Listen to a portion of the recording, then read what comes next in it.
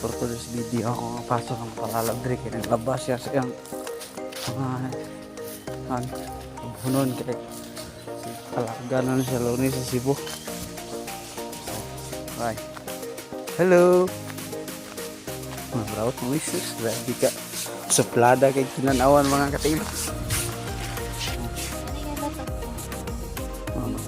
Labas siya kay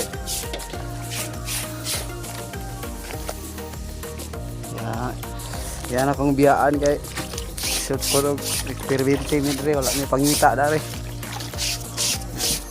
natay mga pamuhi na puro na utang puro na utang ang mga andare gali kay napagyapoy magpautang nang palad siya dito balik sa Cebu mga katiil kay saan man nga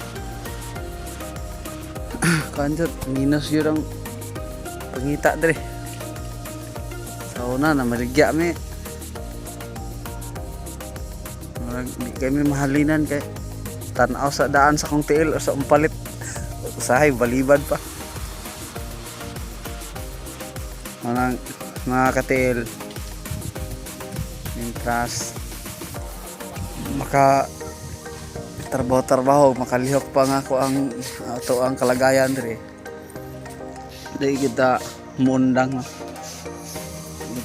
sa itong mga pangandoy o mga pangarap kay although ang Ginoo nagsaad man sa tuang matag-usa nga nasa mga saad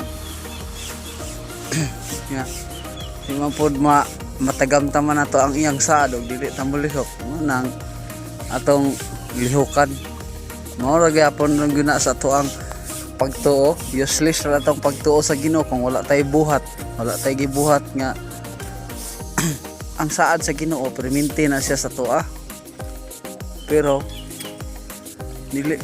dili pud yata matagamtaman nato ang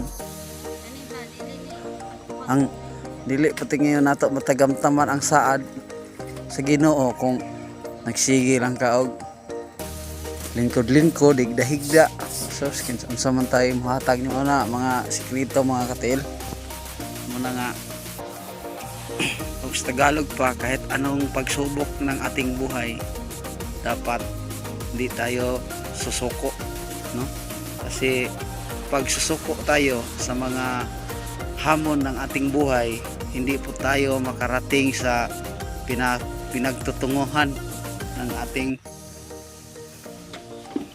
Panginoon. Okay,